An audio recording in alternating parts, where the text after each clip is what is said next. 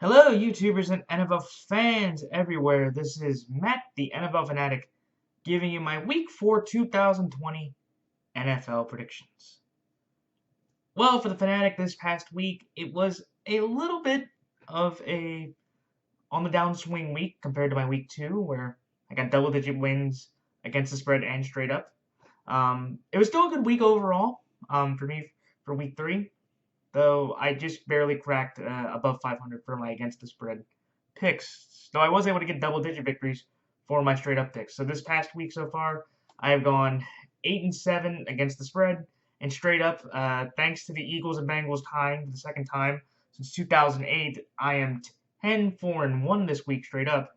That equals about 53% and 70% respectively for the weeks. And now overall for the year, I am 25-21-1 against the spread, and straight up I am now 32-14-1. That equals up to again about 54.3% against the spread, and straight up about 69.2%. So overall, I'm doing okay. Again, I will remind everybody that's watching this video, I do have the Kansas City Chiefs tonight, plus 3.5 at the Baltimore Ravens to get the victory and the cover 3.5 points. That's my Monday night pick, so hopefully I can get to that 9-7 mark for against the spread, and I will take that for back-to-back positive weeks on the lines.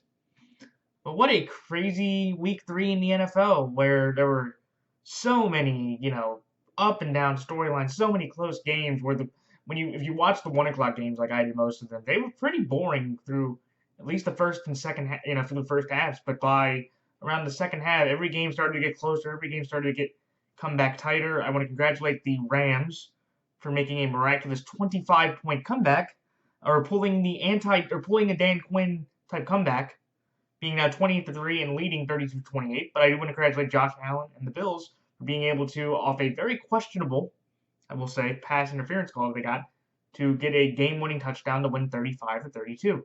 Fantastic game. Both teams. I was more impressed with the Rams. And I was like, it was weird where I gained more respect for the Rams and more concern with the Bills, even though they had come back that way. It was just the fact that the Bills, like I said, they pulled a Dan Quinn type run. They were up 28-3, and I didn't think me taking the Rams. I thought this was going to be one of those picks where I was just clearly wrong, and I thought the Rams would be to look more overrated, and the Bills were a bit underrated. But after that game, you have to look at both those teams. They're very good teams. And they're going to move forward pretty well. I think they're both going to be playoff teams, but I think you have more questions for Buffalo, and you have to gain some respect for the Rams after that game. When you look at some of the other crazy finishes, you look at the Eagles-Bengals game, like I mentioned before, first tie since 2008 for both franchises.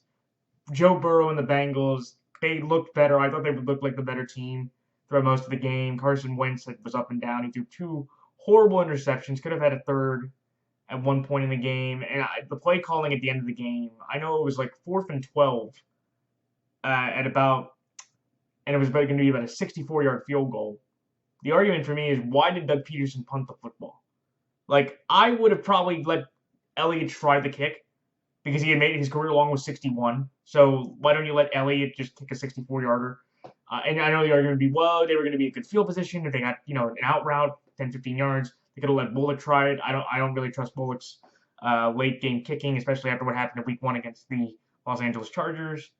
But that was just a weird cluster up where the Bengals look like the victors, while the Eagles at 0-2-1, amazingly, are just still a half game out of their division from how bad the NFC East has been the entire season so far.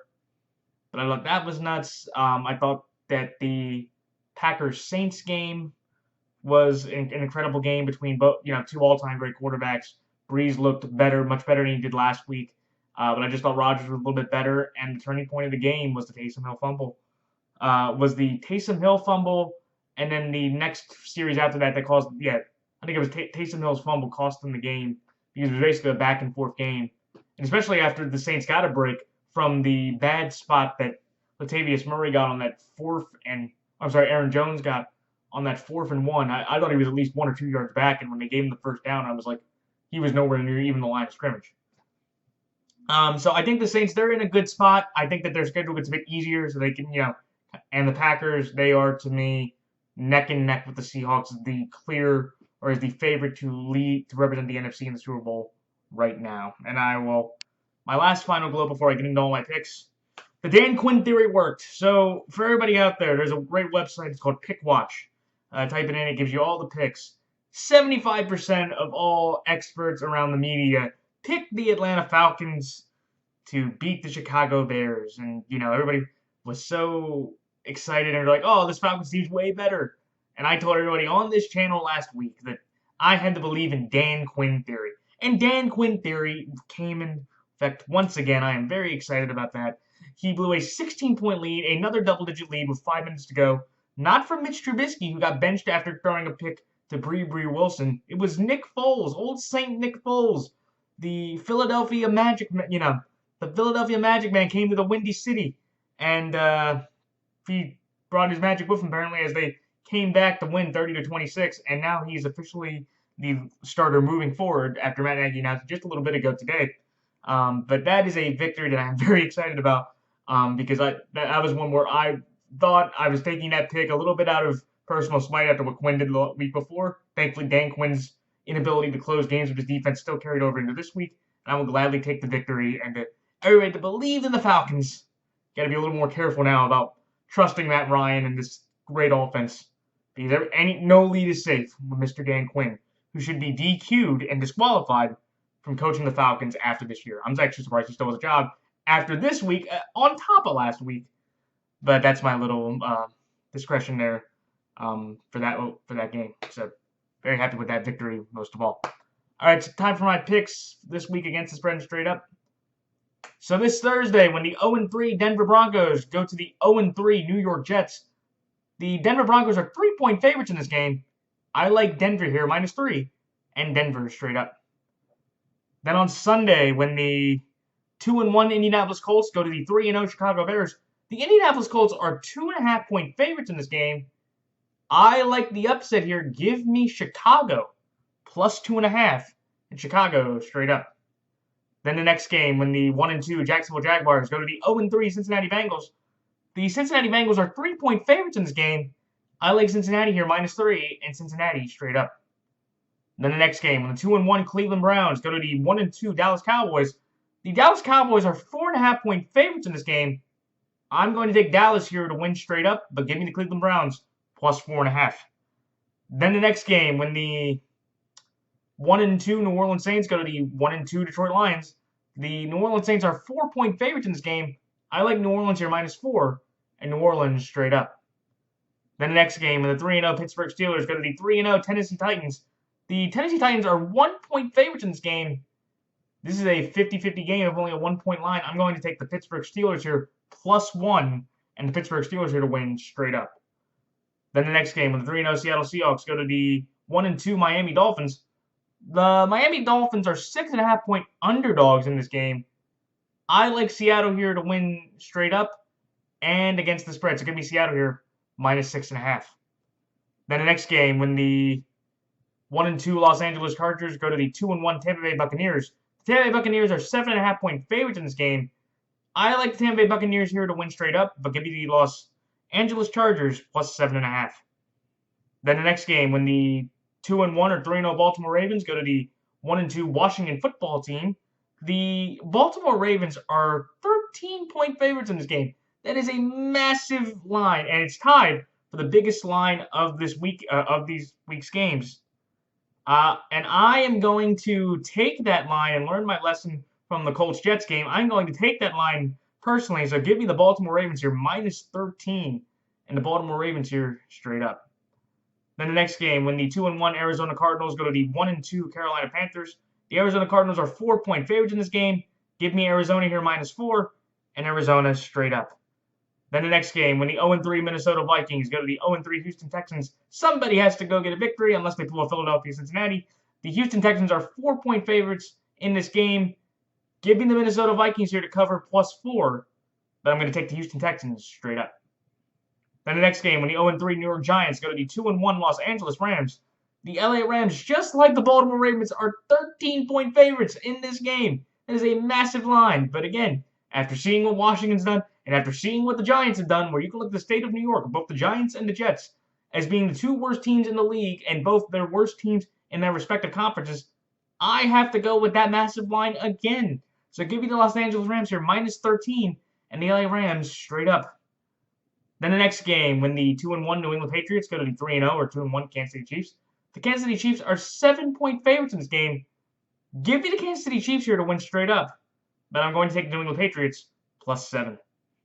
Then the next game, when the 3-0 Buffalo Bills go to the 2-1 Las Vegas Raiders, the Buffalo Bills are 2.5-point favorites in this game. I like Buffalo here, minus 2.5, and give me Buffalo straight up. Then the next game, when the 0-2-1 Philadelphia Eagles go to the 2-1 San Francisco 49ers, the San Francisco 49ers are 6.5-point favorites in this game, which I think is a bit nuts in some ways, because especially with all the Niners injuries. So, but I'm going to take the San Francisco 49ers here to win straight up. Sorry, Philadelphia. Shout out to TJ Harmon, another fellow YouTube prognosticator. Sorry for your Eagles, buddy. I'm going to take the San Francisco 49ers here straight up, but give me the Philadelphia Eagles plus 6.5. And finally, on Monday Night Football, when the 0-3 Atlanta Falcons go to the 3-0 Green Bay Packers, the Green Bay Packers are 7.5-point favorites in this game. I like Green Bay here to win straight up, but give me the Atlanta Falcons plus 7.5. All right, so time for my thoughts on each game. The Denver Broncos over the New York Jets. Look, this is a game where the Denver Broncos have been decimated by injuries. Lindsey, Sutton, Drew Lock, Jeff Driscoll looked horrible. And then Billy Ripken came in for him. And the Broncos just all look discombobulated. They don't really have a quarterback. Noah Fant couldn't really do anything against the Buccaneers defense.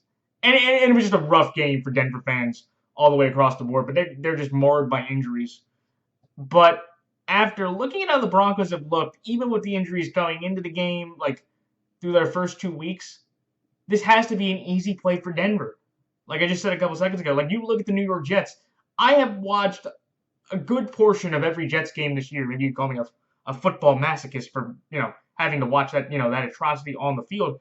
There is nothing good about them in any sense of the word. The only thing that you could give a bright spot for is that Frank Gore at age 36 can still get about 50, 60 yards at his age.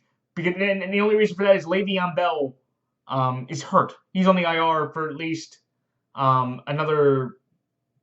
For this game, at least, I believe. Yeah, for at least this game. So he's not. He can't even play. Perryman's on the IR. You have Mosley opting out. Their corners and secondary, they really can't do anything. McDougal looks lost. Harris looks lost. Quinnen Williams isn't really doing anything. Sam Darnold looks like he's become a ghost after seeing them all last year. Like, there is nothing good that you can look at the New York Jets and say, through any game, I don't think they've led any game this year. And they have just looked so bad that a Denver team that is, you could say, equally decimated by injury in a lot of key spots. Denver has to be the clear favorite here just because they've been more competitive, or it just comes blandly down to it. The Denver Broncos scored more points on their offense compared to the Jets. Just this past week alone. That's enough for me. I saw the Broncos score 10. The Jets scored 7. Against the Colts defense that's pretty good. It's been pretty good. He's got a few turnovers from, Sam Darnold and the Vikings. But the Jets just look so horrible that you got to take Denver here. Like, anybody that takes the Jets, you're just a diehard Jets fan that just may believe that, hey, Billy Ripken may give us one opportunity. But even if Billy Ripken gave him 2 or 3 or 4 picks, I don't know if the Jets could cash those in. That's how bad they've been playing. Do I think this game could be competitive? Maybe just because of just mediocrity. Like, this is, the last Thursday night exclusive NFL Network game. I feel bad for the NFL Network having to air this one. But yeah, give me the Broncos here. I've seen enough from their injury-riddled games in week 1 and week 2 to say that, okay, they can beat this Jets team. That even if the Broncos aren't trying, the Jets are just going to not even put up any less, or they're going to put up less of an effort to win this game. And this may be Adam Gase's final game as the head coach of the New York Jets because it's going to be a 10-day layoff. They're going to be 0-4. They've been clearly the worst team in the entire National Football League. And I just think it's over. And the Jets have a lot of firehouse selling and cleaning house they have to do in order to try to move forward as a franchise. Good luck, Mr. Joe Douglas. So that's all I like the Denver Broncos here, -3, and the Denver Broncos straight up. The next game, the Chicago Bears over the Indianapolis Colts. This is one where I'm going to say this. I just mentioned the Colts with the Jets earlier, the Colts have played, pretty good football, for the last 2 weeks. The Vikings game is pretty impressive. They got 3 turnovers, held Cousins about 118 yards, Taylor had over 100 yards, and the Colts defense just smothered the Jets. They had 2 safeties, 2 interceptions. The first play of the game was a pick six. Well, I think Sam Darnold's first play was a pick six to the former Minnesota Vikings cornerback Xavier Rhodes. Phillip Rivers played an efficient game. I thought, and again, he hasn't had to do much. And he for the year, they have the 13th best offense and the second best defense in the league. But I don't know if that's, all to the Colts defensive unit and Matt Eberflus, who's done a, good job, or just the lack of competition they've had to play over the last, 2 weeks.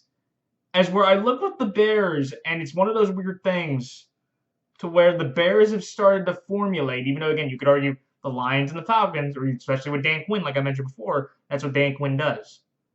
But looking at this Bears team, they seem to have a confidence that with these close victories that they can, win games.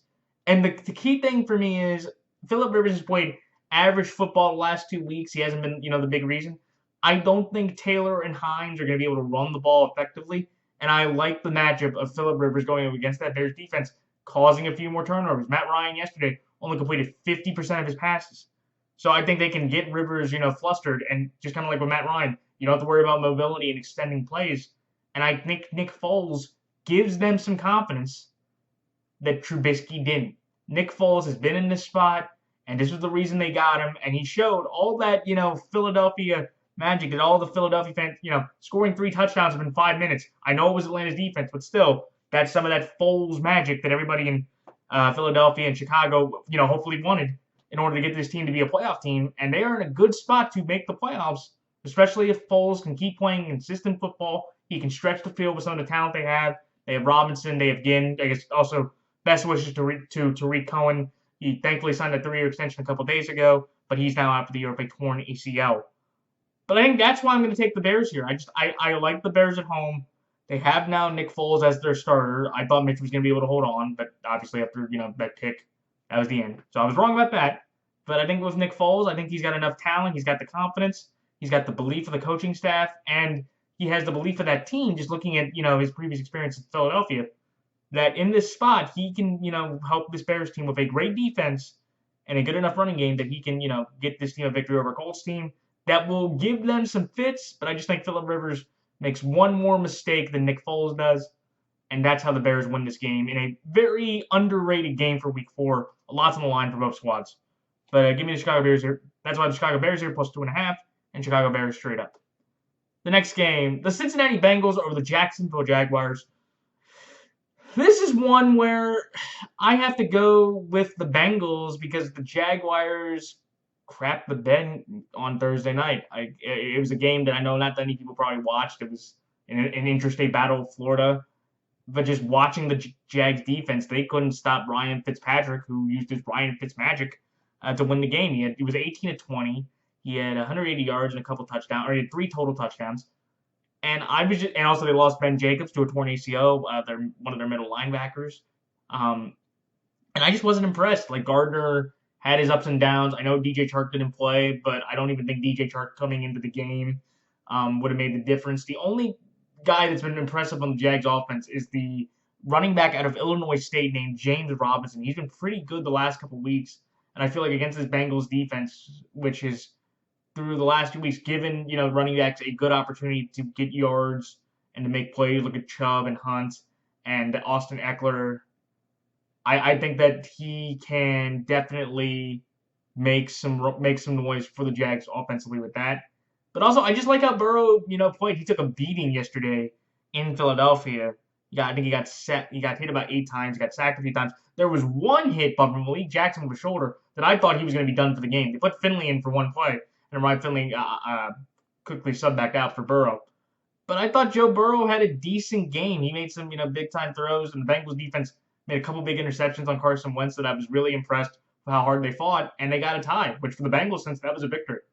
Do I think the Jags have a chance to win? Yes, this is what I like to call one of the crappy toss-up games of the week. Nobody really is going to, nothing really changes for both teams in terms of trajectory or, big-time importance. But in a game like this, after what I've seen out of through 3 weeks, even though the Jags have a victory, I've been more impressed with the Bengals at 0-3 compared to the Jags, who just laid a big egg against the Dolphins a week ago. And I just think that Joe Burrow has shown it's time for him to get a victory. 8 points separates his two losses. And I just think against the Jags team that's equal competition, they're dealing with some injuries themselves. I think the Bengals get this victory, especially Mike Daniels coming back. He should be a big help defensively on the D-line. So that's all like Cincinnati here -3 and Cincinnati straight up. The next game, the Dallas Cowboys over the Cleveland Browns. This is a game where I had to go with two of my main factors here. I would say it's home and road. I would have to look at, or basically home and the better quarterback.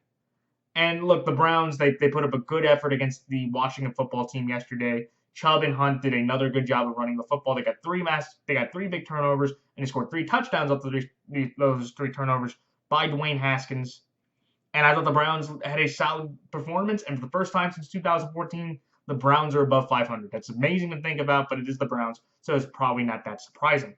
But I look at the Cowboys here, and the argument could be very much that they could be 0-3, they could be 3-0 at the same time. I thought the Seattle defense is decimated by injury, but Dak made a lot of big-time throws to Cedric Wilson, who was a receiver that nobody had heard of until yesterday. Michael Gallup had made some massive plays, and even though he got lucky with one that bounced off Trey Flowers' hands, that should have been a pick.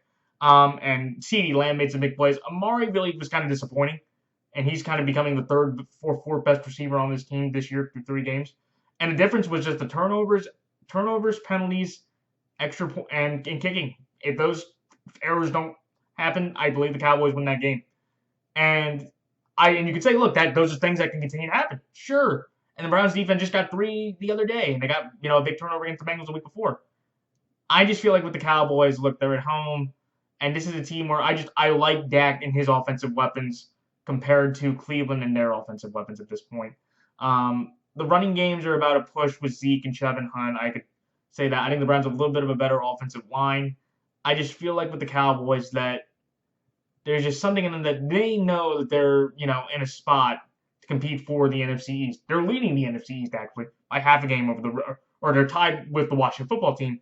But they are leading this division just in terms of talent. The Browns, they still haven't played the Steelers. They got beat up by the Ravens, so they are fighting for a wild card spot at best. I think they can get it, but I just have to go with the better quarterback here, and they're on their home field. And crazy things have happened in Dallas before. I can't remember the last time the Browns beat the Cowboys because I think it's been in the last couple of tries they haven't been able to do it because 2016 they didn't do it the last time, and they didn't do it in 2012 with Whedon. So I think it's been a while since Cleveland has beat the Dallas Cowboys, one of their interconference opponents. But I'm going to take the better quarterback here. The Dak's not going to commit as many turnovers as Haskins, and I don't think the Browns defense can hold up better than the Cowboys defense could. Especially with Alvin Smith, who had 3 sacks on Russell Wilson yesterday. He is going to be in running for the Defensive Player of the Year and definitely Comeback Player of the Year since he's been out of the league for 5 years. But with how bad the Cowboys defense is, just looking at Russell Wilson throw 5 touchdowns and 315 yards and go 27-40, and if you look at the Falcons, Matt Ryan putting up 39 points, this is going to be a 3 or 4 point game. It's going to come down to a last-second touchdown or a field goal or something like that. And that's why I think the Browns was 4.5. Like, this is just going to be one of those shootouts where 4.5 points is way too many with these two kind of offenses, especially with the run-based style of Cleveland's compared to the Dallas pass offense. That's way too many points. But give me the better quarterback and the home field advantage in this game, in a close game like this, to win. So that's why the Dallas Cowboys here win straight up, but the Cleveland Browns plus 4.5. The next game, the New Orleans Saints over the Detroit Lions. This is a game where, after what I saw yesterday, I want to give Matt Patricia and Matt Stafford a little bit of credit. That was a huge upset. I think very few people thought the Arizona Cardinals were actually going to lose to the Lions, who looked like the hapless Lions through at least 2 weeks. And the Lions, Kenny Golladay was a massive factor. He, extended the field. T.J. Hawkinson had a massive game for himself. And Adrian Peterson, even at age 35, can still be an effective running back. I think he had over 60 yards. And it is kind of sad, though, for DeAndre and Kerryon that a 35-year-old running back is still the main option for the Detroit Lions moving forward. But also the one thing I was impressed with was they got 3 massive turnovers from Kyler Murray. I think Jamie Collins Deron Harmon, and Jeff Okudah, the first-round pick, who got some redemption after Kyler Murray got the scramble touchdown, which made Jeff Okudah break his ankles. He got the pick that basically got him in position for Prater to win the game. So kudos to the Lions for a rare W. Shout out to Half Moon's Picks, one of the other YouTube prognosticators. The Lions got to go on the right side on the winning bus for a rare time yesterday.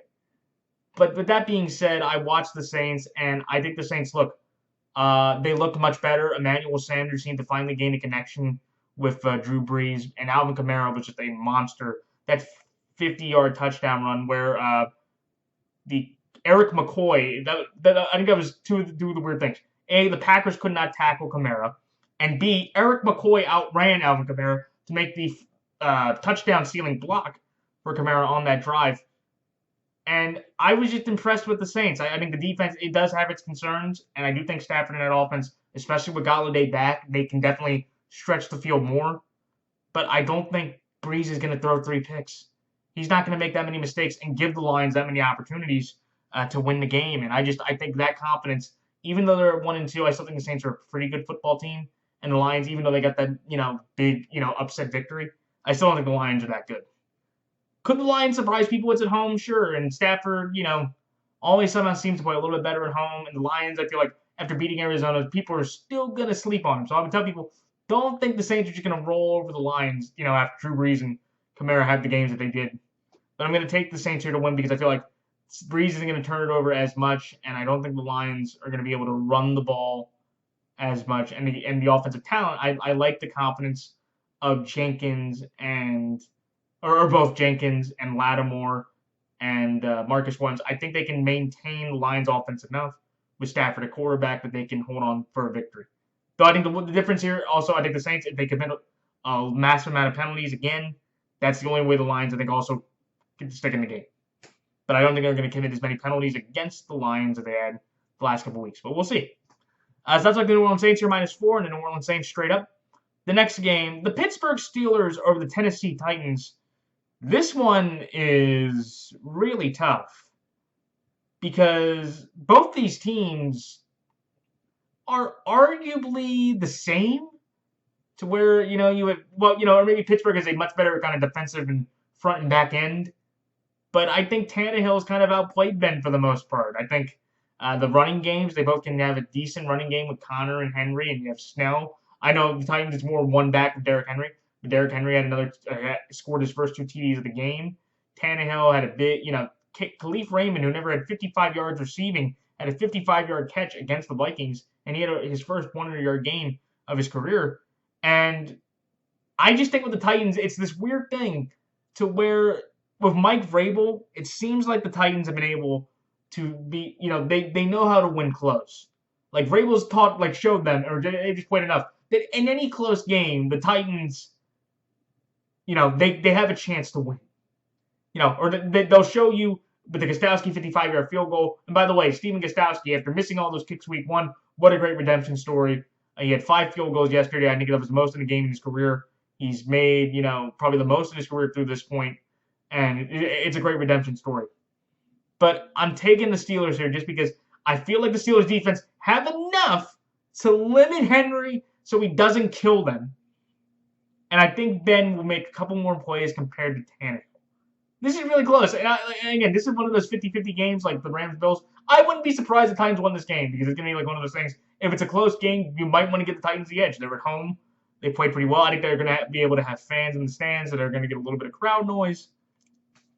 But I couldn't, just again, in this one, even with the home advantage, I had to go with the better quarterback and give me Big Ben through his ups and downs and give me the Steelers defense to limit Henry enough. And if A.J. Brown not playing, John, who really didn't have that great of a game, I trust the Steelers defense enough to maintain on Tannehill and Henry that the Steelers can use their offense against the Titans defense, which has been kind of up and down, the last 2 weeks with Jacksonville and the Vikings, to win this game in a very fun game that I would tell everybody, look at this one for pure entertainment and just who's in a better spot. One of these teams have to take an L, and I think it'll be the Titans.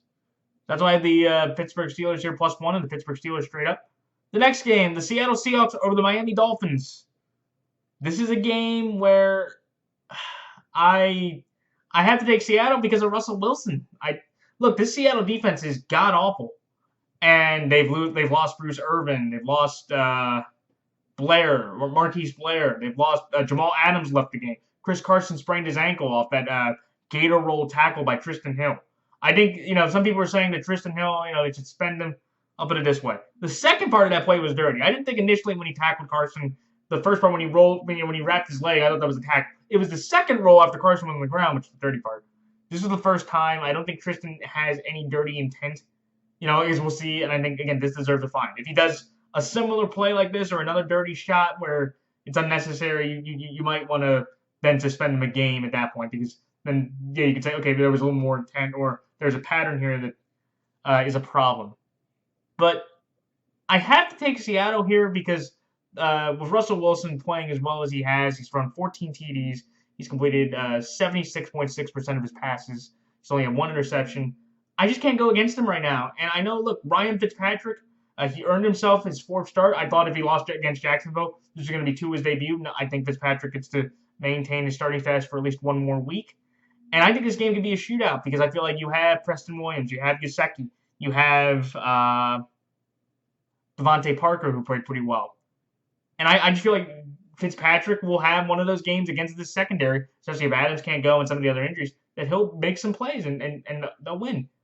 But I think the reason why I took the Seahawks minus 6.5 is the fact that they've won 2 of their games by at least 7 points. If they would have win that game off a field goal by Jason Myers, I probably would have taken the Dolphins to cover, because the Seahawks are just telling you that like Russell Wilson and Aaron Rodgers right now are playing, I think, at almost the exact same level, and it's a personal preference. They are literally carrying their teams with talented defenses, maybe more so Green Bay's than Seattle's, but with talent on defense.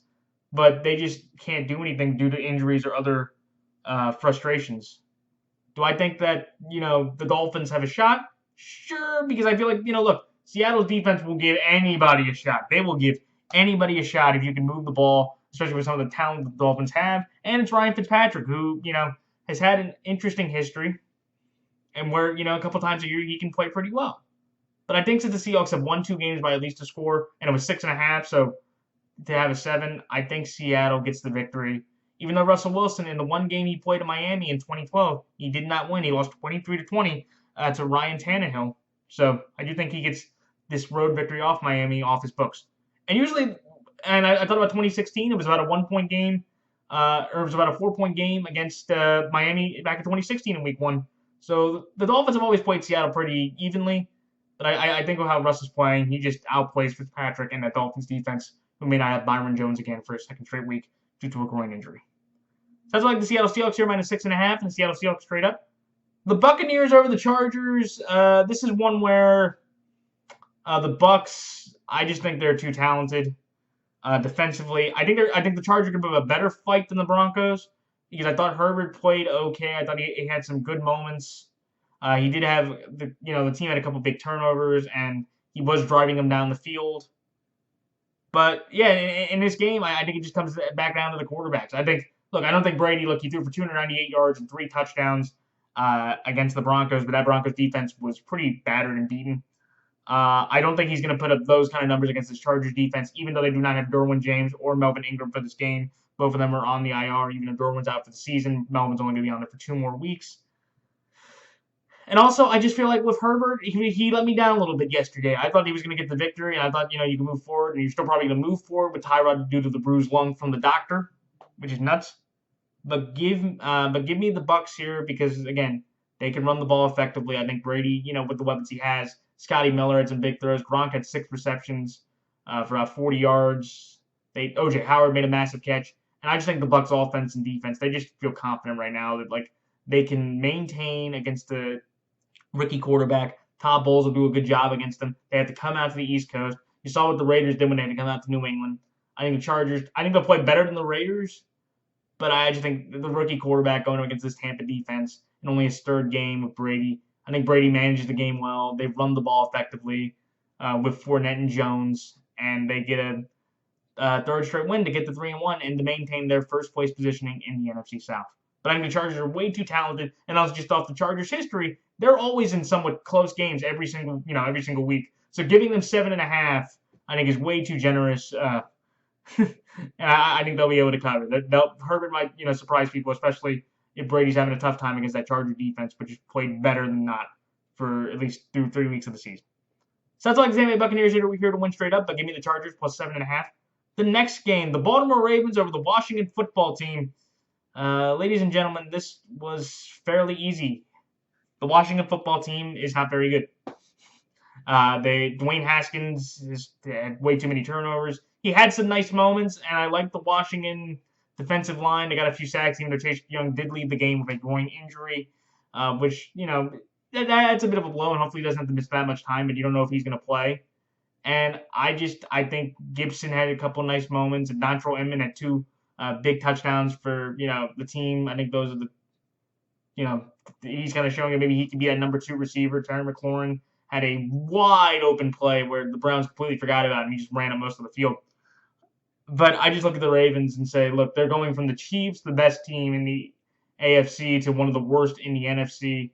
I think with how they've played usual bad teams before, you look at the Jets last year, look at the Dolphins, they usually handle these scores pretty well. And I think 13, I have confidence in Baltimore being able to cover a 13-point spread, even though, it's a road game, even though technically they're not even leaving the state. They're just driving about probably 45 minutes from where they are in Baltimore to Anne Arundel and Landover to play the football team. I just think the Ravens clearly from top to bottom, just clearly better in most areas.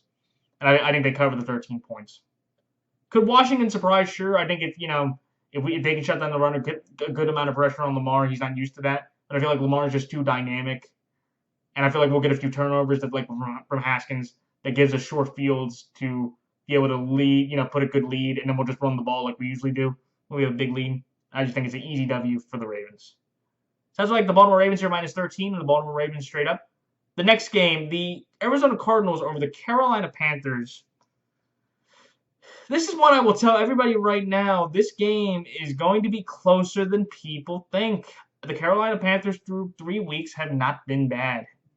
They had a 4-point margin against the Raiders, 34-30. They didn't look that good against Tampa Bay, but McCaffrey was out, so they were kind of probably discombobulated after that. And they beat a Charger team that was pretty talented, I thought, last week or yesterday, 21-16.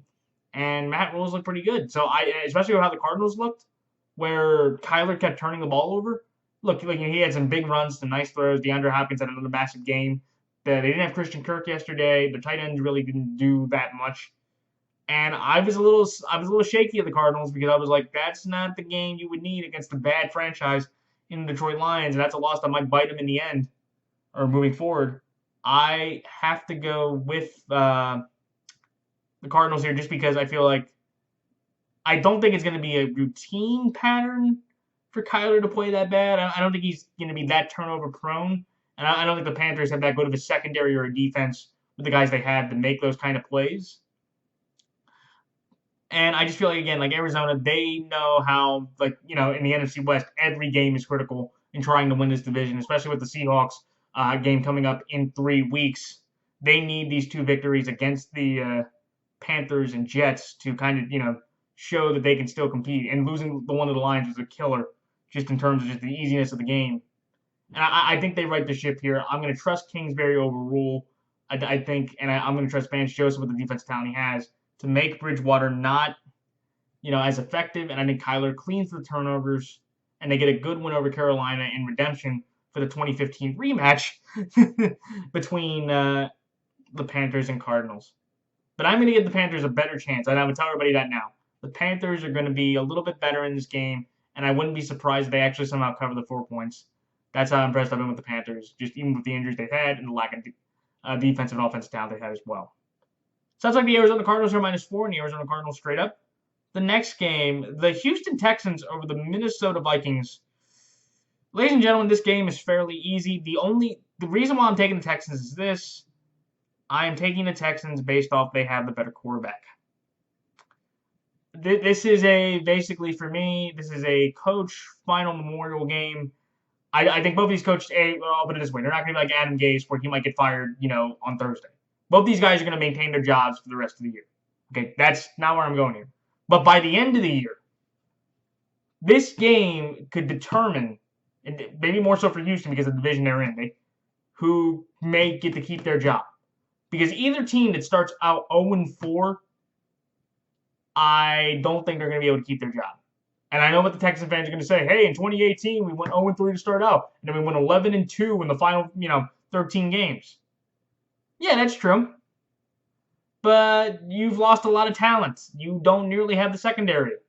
Deshaun is still getting beat up pretty bad, and this Vikings team is ticked off because they know that their talent should be playing better, even though their secondary is banged up out the wazoo. Besides Harrison Smith at safety, they should be better than an 0-3 football team. And Kirk Cousins looked absolutely horrible at the end of the drive.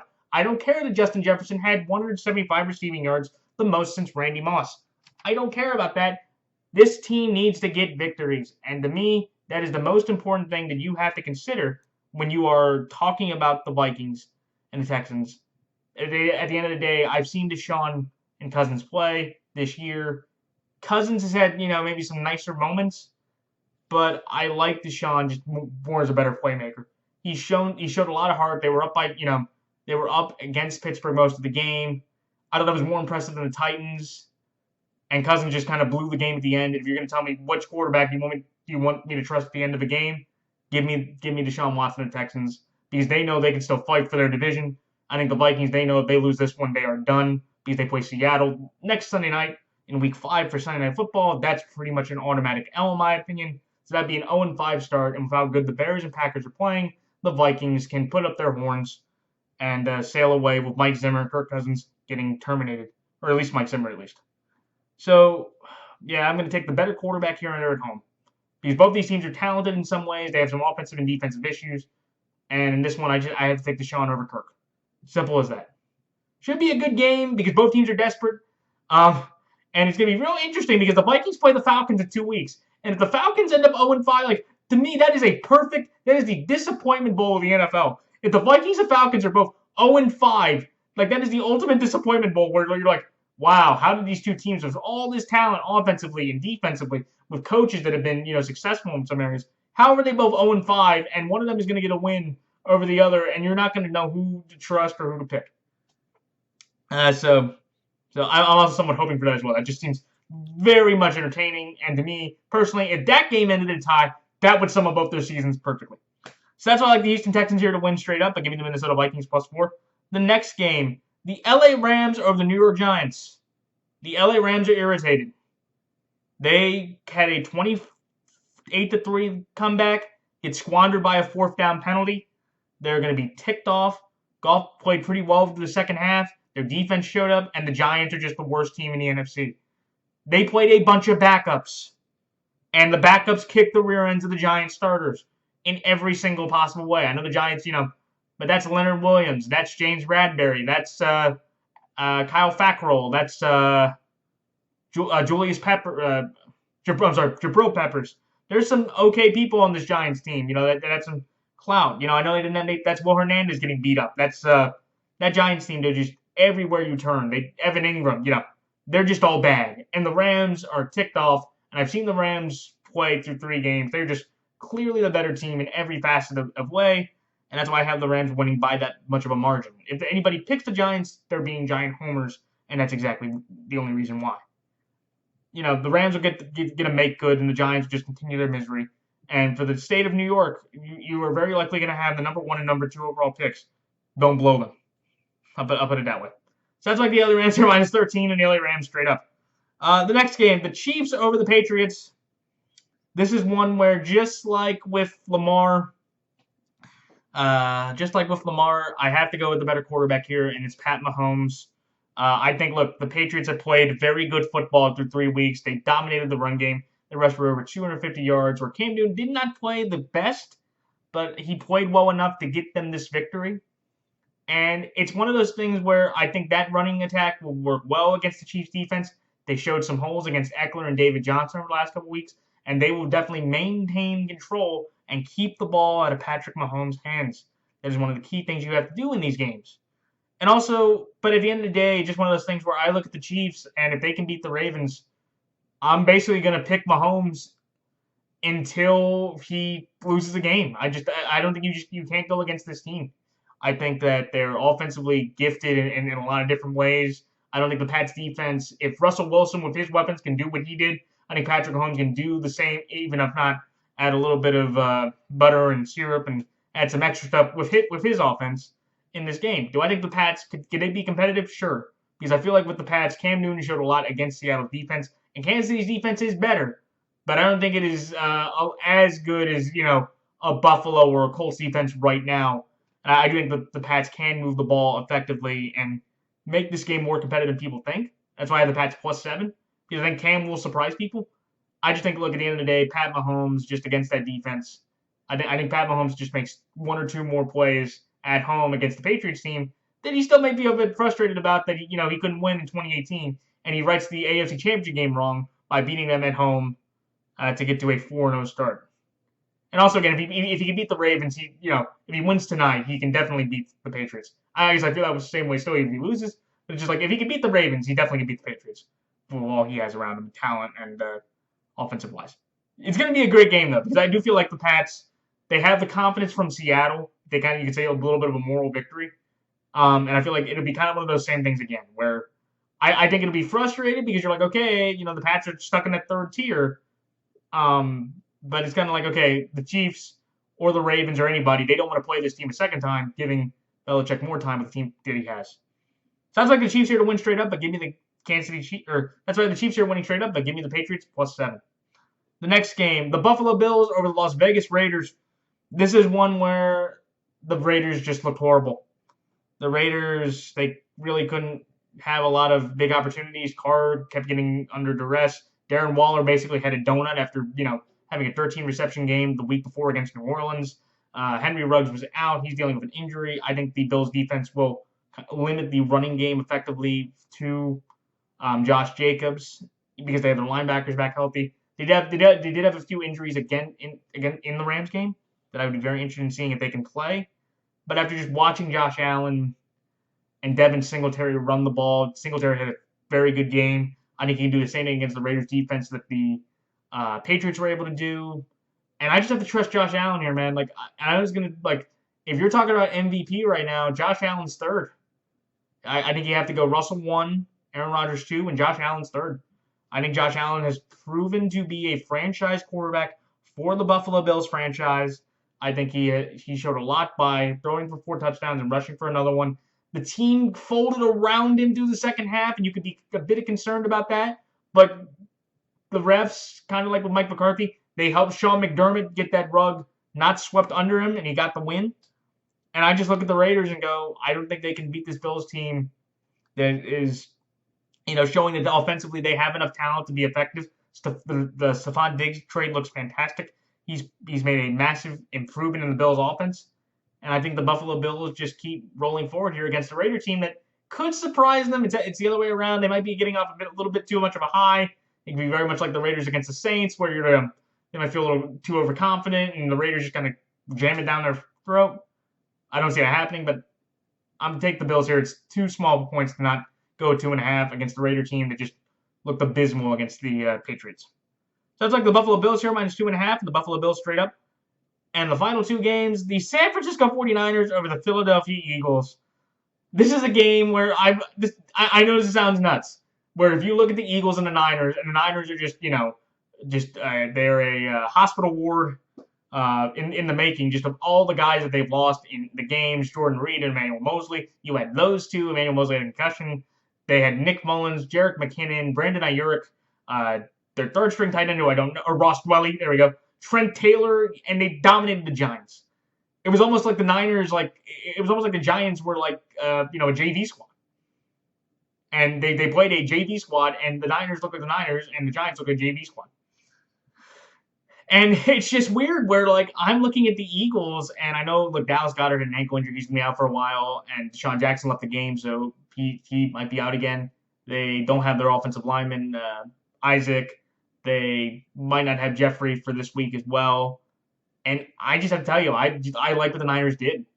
I think the Niners, they played well enough. That defensive front has talent. Maybe D Ford comes back this week, and they may get also Deebo Samuel. he's going to be able to practice. Even though I think they said he'll probably come back week 5 against the Dolphins, so that would be a big help.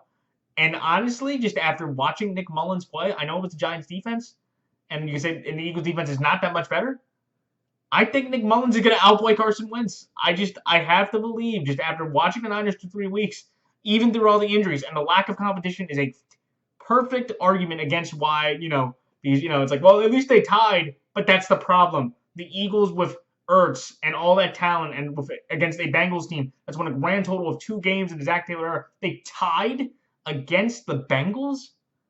I just feel like, again, like Kyle Shanahan will out-coach Doug Peterson and Carson Wentz. He doesn't have the trust in Carson Wentz, and I feel like Robert Saleh is going to take advantage of that. And the Eagles' offensive line, which had problems all year, they're playing a Niners front that's still being a pretty productive front. And Carson's had his turnover issues, which I think will continue to be a concern.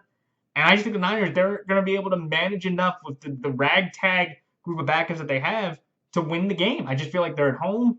They have some confidence. They've won back-to-back games. They're, it's basically saying you beat up the New Jersey tri-state area. Good for you, San Francisco. You only can play who you can play. But I just have to go with the Niners. I've seen more from the Niners, even through all the injuries and badness, than I've seen from the Eagles all year, who haven't won a game. I've seen the Niners win 2 games, one fully with backups, 1.5 straight games they've played backups. They've won both games. That's more than the Eagles have, even through their injuries, most of their starters out there. So, but I'm going to take the Eagles plus 6.5 because honestly, it's hard for me to think like the Eagles can't be this bad. Like they can't get blown out by the Niners. They have to compete, right? Like they have to with all this bad talent that start with the Niners. So that's why I like the Niners here straight up, at the Philadelphia Eagles plus 6.5. And finally, the Green Bay Packers over the Atlanta Falcons. This is just an easy one. The Packers are 3-0, one of the best offenses in the league, and they're playing Dan Quinn's defense. This is going to be a shootout, though, because, look, the Atlanta offense can put up points. They put up 25 against Seattle. They put up 39 against Dallas. They put up 26 against Chicago. And Green Bay's defense is not very good. They lost Christian Kirksey to a shoulder injury. Hopefully he's okay. But that Green Bay defense, Kirk Cousins put up 34, and Breeze put up 30. And with this Matt Ryan offense, especially if Julio Jones can come back, that may not matter either, because Calvin Ridley's having himself a career year in his 3rd season. I think that this game is going to be a shootout, and with a shootout, it usually is going to come down to either one mistake that gets a turnover or gets a touchdown game. I think it's going to be a 1-score game with these 2 offenses, and that's why I like Atlanta here plus 7.5. I have no confidence that the Falcons are going to win this game because of Dan Quinn theory. Even if the Falcons get another lead, no lead safe, especially with Rodgers, and on Monday Night Football, and that's why I like the Packers to win. But I have to take the Falcons here plus 7.5 because the Falcons team can get into big leads. They've shown that through the year that they can score points, put up yards, and that's a consistent factor that I feel like that will keep this game close, than people think. And just one quick thing, and that's why I like Atlanta plus 7.5. But Dan Quinn, the fact that he still has his job just baffles my mind. That he has all this offensive talent. It's like a reverse Andy Reid if you really think about it. Andy Reid loved Jim Johnson so much because Jim Johnson kept his defense consistent and effective, and he was always able to keep in close games, low scoring wise, to manage to win. Dan Quinn's the exact opposite. He has an offensive system that puts up point after point after point after point, and yet somehow he's had 31-point leads through the last 2 games combined, and he's blown them in 6 minutes to Dak Prescott and Nick Foles. Okay? Like that. Russell Wilson, okay, you can just live with that one because Russ is going on an MVP tear. But Dak and Nick Foles? Come on, Dan. This is a travesty because everybody would tell you the Falcons are the best 0-3 team in the entire league. You could argue they could be 3-0. 3-0. Or 2-1. I guess straight out. They should be a 2-1 football team. But they're 0-3 because they can't stop anybody. And it's just baffling that he still has a job. But yeah. I have my quickest on that. So that's why I like the Green Bay Packers here to win straight up, but give me the Atlanta Falcons plus 7.5. All right, so those are all my thoughts and my picks for this week. Like, comment, rate, subscribe. Please check out the NFL YouTube Prognosticators page on Facebook. Join us because you will see a lot of other people like Halfman's Picks, Beetle Bailey, Gavin O.C., Gavin O'Connor, Bridgewater's Finest, Geo Knows, Hatbox, all those guys and gals that make picks just like I do every single week for the NFL season. And that is it. So good luck to all players, coaches, teams, fantasy football players, and fellow prognosticators across the world. And until next time, this is Matt the NFL Fanatic signing off. Everybody, please stay safe, wash your hands, and wear a mask. And until next time, this is Matt the NFL Fanatic signing off. So long.